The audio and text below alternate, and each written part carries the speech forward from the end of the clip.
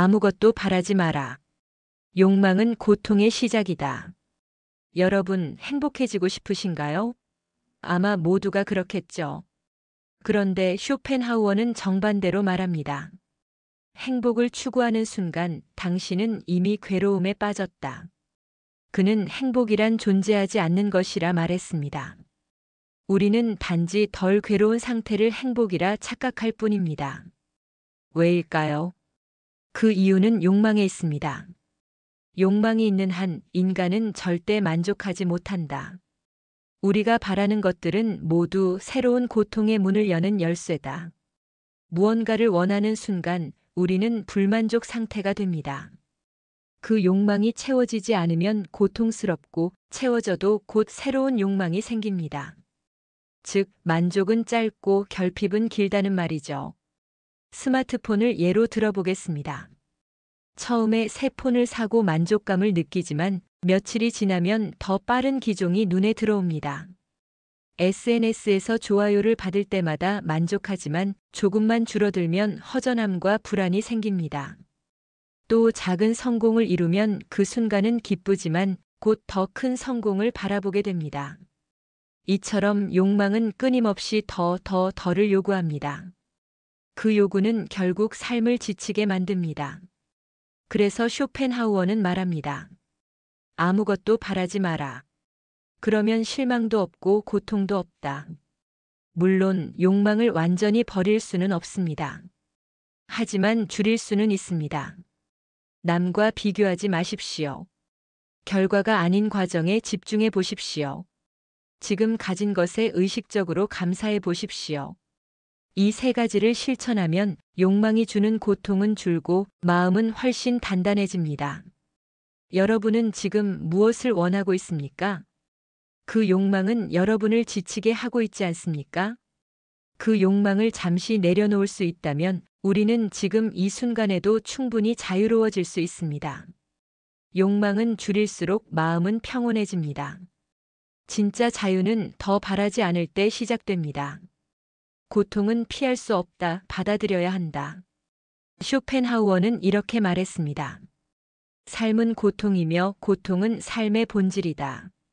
처음 이 말을 들으면 절망스럽게 들릴 수 있습니다. 하지만 이 말은 삶을 냉정하게 직시하라는 충고입니다. 우리 대부분은 인생이 행복해지기만을 원합니다. 하지만 그 기대는 언제나 배신을 가져옵니다. 왜냐하면 고통은 삶의 일부이기 때문입니다. 우리는 늘 바쁘고 피곤합니다. 인간관계에서 상처받고 미래가 불안하고 스스로를 탓하며 잠 못 드는 날도 많습니다. 그 모든 순간은 고통의 한 조각들입니다. 그런데 사람들은 이 고통을 회피하려고만 합니다. 술, 쇼핑, 게임, SNS에 빠져 현실을 잊으려 하죠. 하지만 쇼펜하우어는 말합니다. 고통은 피하려고 할수록 더 커진다. 직장에서 스트레스를 회피하려고 퇴사를 반복하는 사람, 연인과의 문제를 외면한 채 겉으로만 웃는 사람, 미래가 두려워 아무 일도 시작하지 못하는 사람. 이들은 모두 고통을 직면하지 못한 대가를 치르고 있습니다. 고통은 외면할수록 커지고 무거워집니다. 그는 말합니다. 고통은 피할 수 없지만 고통에 대한 태도는 바꿀 수 있다. 고통은 나쁜 일이 아니라 당연한 일입니다. 그것은 나를 더 단단하게 만드는 도구일 수 있습니다. 고통이 있는 삶이 오히려 깨어있는 삶일 수 있습니다. 고통은 적이 아니라 선생입니다. 그 고통을 통해 우리는 배우고 성장하게 됩니다. 심리학에서도 말합니다. 회피보다 직면이 해답이다. ACT 심리치료에서는 이렇게 표현합니다. 감정을 억제하려 하지 말고 흘러가게 두라. 감정과 고통은 사라지는 게 아니라 지나가는 것이다. 지금 여러분은 어떤 고통을 마주하고 계십니까? 그 고통을 외면하고 있진 않으신가요? 만약 지금 그 고통을 직면할 용기가 있다면 그 순간부터 변화가 시작될 수 있습니다. 고통은 당신을 해치기 위해 오는 것이 아닙니다. 당신을 단단하게 만들기 위해 찾아온 손님일 뿐입니다. 단순함은 해방이다. 욕망을 줄이는 삶의 기술. 쇼펜하우어는 인간이 괴로운 이유를 단 한 문장으로 설명합니다. 욕망은 채워질 수 없기에 인간은 끊임없이 고통받는다. 우리는 더 나은 삶을 위해 노력합니다. 더 좋은 집, 더 좋은 차, 더 많은 돈, 더 높은 자리를 원하죠. 하지만 그 덜하는 욕망은 끝이 없습니다. 하나를 이루면 또 하나를 바라게 되고 결국 우리는 지금을 즐기지 못한 채 계속해서 결핍감을 느끼게 됩니다. 집에 옷이 가득하지만 늘 입을 게 없다고 말합니다. 가전제품은 최신형인데도 새 모델 광고만 보면 마음이 흔들립니다. 휴가를 가서도 사진을 찍느라 풍경은 눈에 들어오지 않습니다. 우리는 이미 많은 것을 가졌지만 마음속은 여전히 허기져 있습니다. 그 이유는 단순하지 못하기 때문입니다. 쇼펜하우어는 말합니다. 덜 소유할수록 더 자유로워진다. 여기서 말하는 덜은 포기가 아니라 선택입니다. 진짜 나에게 의미 있는 것만 남기고 나머지를 과감히 내려놓는 겁니다. 이건 철학적인 추상 개념이 아닙니다. 실제 삶에 적용 가능한 기술입니다. 실천 방법. 1. 불필요한 소비 멈추기. 2. 디지털 디톡스. 3. 정리정돈. 4. 비교하지 않기. 스토아 철학은 통제할 수 있는 것에만 집중하라고 말합니다. 불교는 집착을 내려놓을수록 고통이 줄어든다고 합니다. 쇼펜하우어는 욕망의 부재가 곧 해방이라고 말합니다. 당신이 지금 가지고 있는 것 중 진짜로 당신에게 필요한 것은 얼마나 됩니까? 그리고 그 수많은 것들이 당신의 삶을 풍요롭게 해주고 있습니까? 아니면 더 복잡하게 만들고 있습니까? 욕망을 줄이면 마음이 가벼워집니다. 단순함은 해방이고 해방은 곧 평온입니다. 관계의 번뇌. 사람으로부터 자유로워지는 법. 쇼펜하우어는 인간 관계에 대해 누구보다 냉정한 철학자였습니다. 그는 말했습니다. 인간은 서로를 지옥으로 만든다. 우리의 삶을 가장 괴롭게 만드는 것도 결국 사람입니다. 늘 비교하는 친구. 조건 없이 사랑한다고 말하지만 늘 상처만 주는 가족. 말로 상처 주고도 농담이었다고 넘기는 동료. 우리는 관계에서 사랑을 원하면서도 가장 큰 고통도 관계에서 겪습니다. 사람은 누구나 인정받고 싶어 합니다. 그래서 관계에 집착하게 되고 그만큼 상처도 커집니다. 내가 이렇게까지 했는데 왜 몰라줄까? 나는 늘 희생하는데 왜 돌아오는 게 없을까? 저 사람에게 인정받지 못하면 나의 존재는 무의미한가? 이런 생각들은 자존감이 아니라 상대에게 나를 맡긴 상태입니다. 쇼펜하우어는 말합니다. 타인의 시선에 나를 맡기는 순간 나는 노예가 된다. 그는 평생 독신으로 살았고 친구도 많지 않았습니다. 하지만 그는 말합니다. 고독은 가장 순수한 사유의 시간이다. 혼자 있을 때 비로소 자신이 누구인지 알게 된다.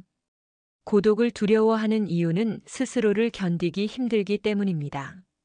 하지만 혼자 있는 시간이 길어질수록 우리는 타인의 말에 흔들리지 않는 중심을 찾게 됩니다. 실천법. 1. 관계 점검하기. 2. 감정 표현 최소화하기. 3. 혼자 있는 시간 늘리기. 쇼펜하우어 고독 속에서만 철학이 가능하다.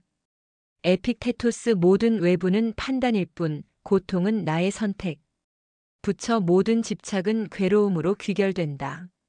당신의 주변에는 나를 지켜주는 사람이 더 많습니까? 나를 흔드는 사람이 더 많습니까? 관계는 맺는 것보다 잘 정리하는 것이 더 중요합니다. 진짜 자유는 타인의 시선에서 벗어날 때 시작됩니다. 기대하지 않으면 실망도 없다.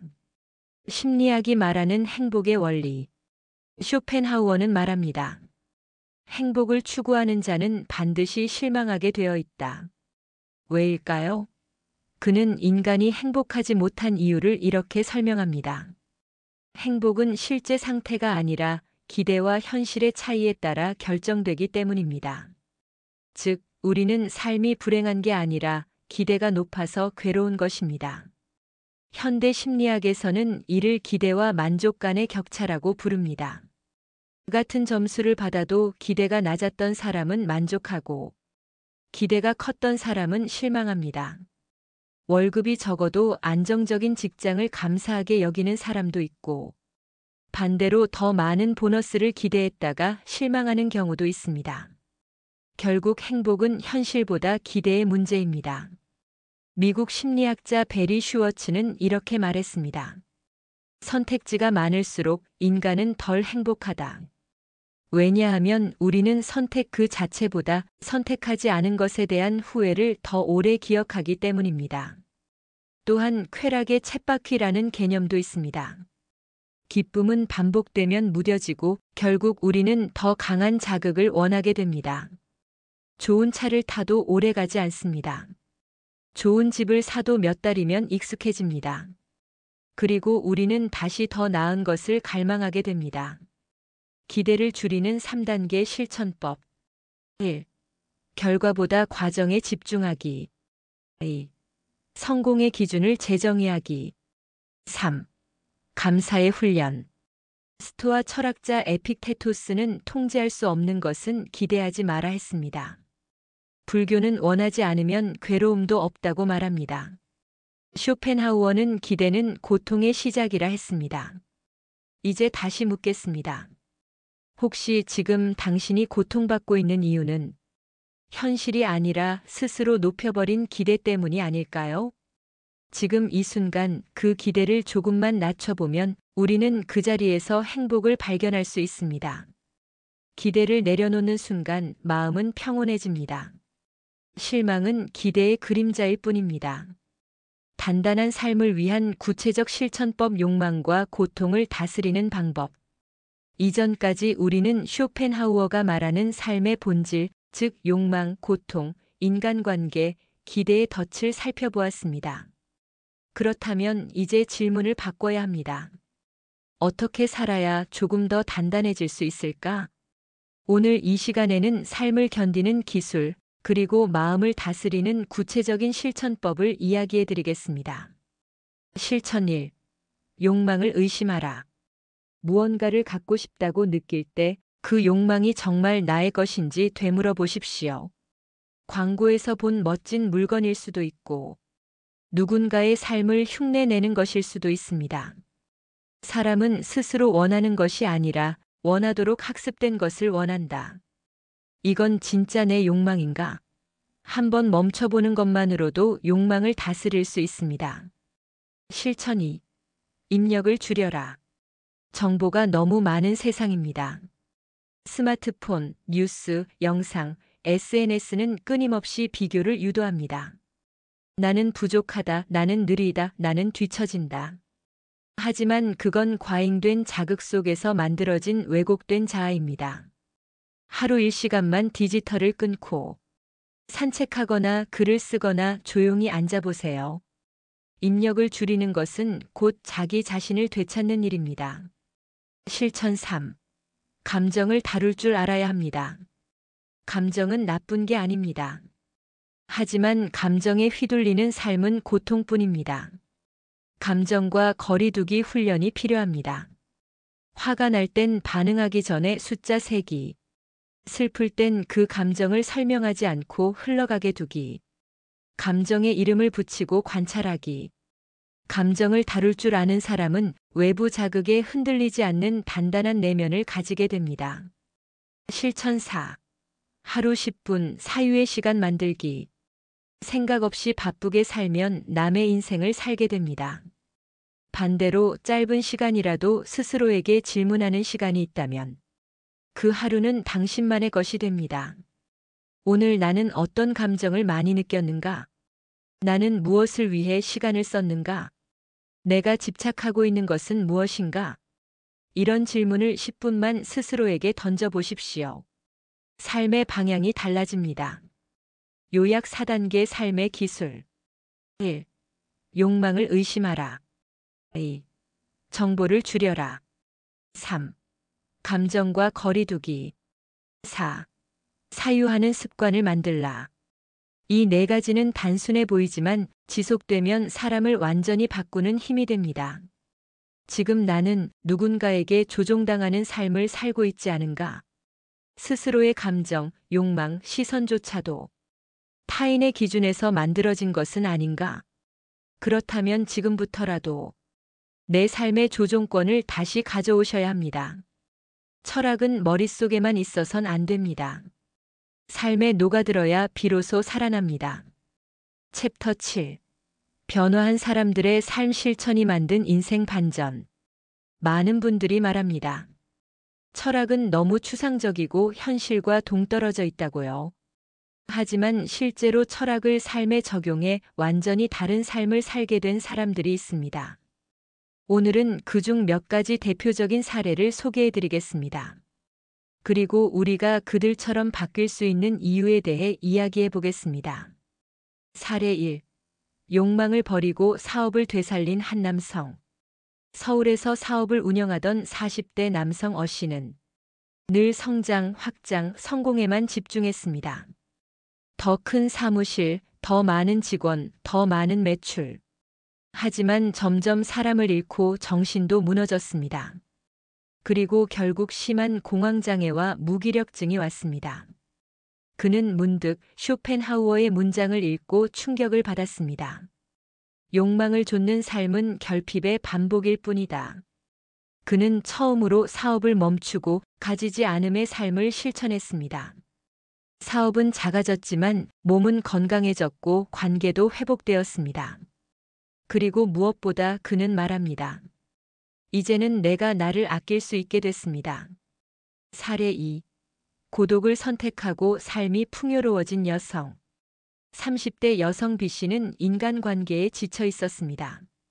친구의 기대, 직장 내 무례한 상사, 가족의 눈치. 모든 관계가 그녀를 소비시켰습니다. 그녀는 처음으로 혼자 있는 시간을 선택했습니다. 매일 30분 조용히 산책하고 글을 쓰고 생각을 기록했습니다. 처음엔 외로웠지만 이내 고독은 자유라는 사실을 깨달았습니다. 이제 누가 내 삶을 흔들어도 괜찮아요. 왜냐하면 내 안에 중심이 생겼으니까요. 이 사람들은 모두 특별한 철학자가 아닙니다. 우리와 같은 평범한 사람이지만 단 하나의 차이는 있었습니다. 생각만 하지 않고 실천했다는 것. 그 차이가 1년 뒤의 삶을 완전히 바꿔놓았습니다. 쇼펜하우어는 말합니다. 지혜란 외부에 반응하지 않고 내면에서 방향을 찾는 것이다. 철학은 단지 읽는 것이 아닙니다. 행동할 때 진짜 삶이 바뀝니다. 우리가 할 수 있는 3가지 실천 루틴. 1. 오늘 하루 한 가지 욕망만 내려놓기. 2. 하루 10분 조용히 고독의 시간 갖기.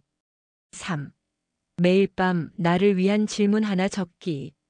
이런 질문이 당신의 방향을 바꾸는 나침반이 되어줄 것입니다.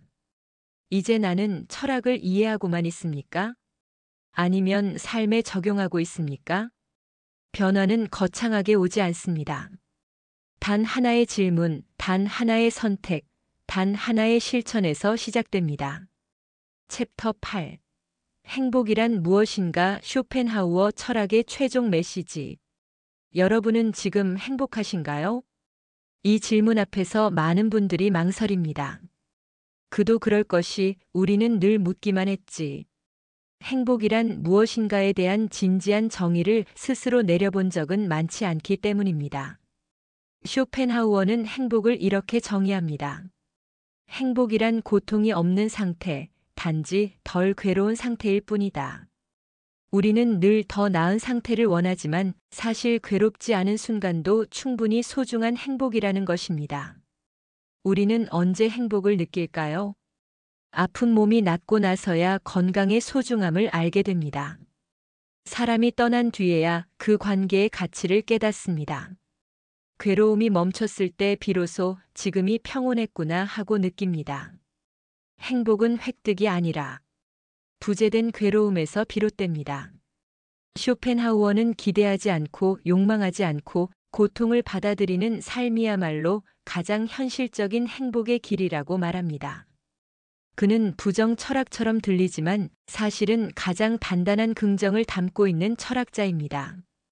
삶은 고통이다.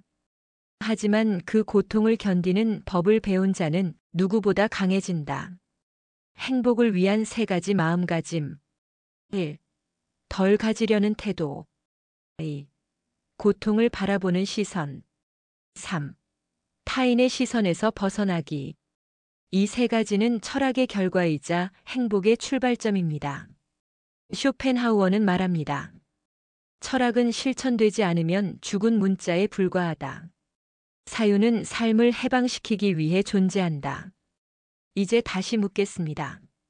당신은 지금 무엇을 바라지 않고 누구의 시선도 의식하지 않으며 그저 평온하게 하루를 살고 계십니까? 만약 그럴 수 있다면 그것이 바로 행복입니다. 행복은 멀리 있는 게 아닙니다. 지금 괴롭지 않다면 당신은 이미 행복한 것입니다. 지금까지 긴 시간 쇼펜하우어의 냉철한 행복 철학을 함께 걸어와 주셔서 감사합니다. 이 영상이 여러분의 삶에 작은 통찰이 되기를 바랍니다. 단 한 줄의 문장이라도 당신의 삶의 방향을 바꿔준다면 그것으로 충분합니다.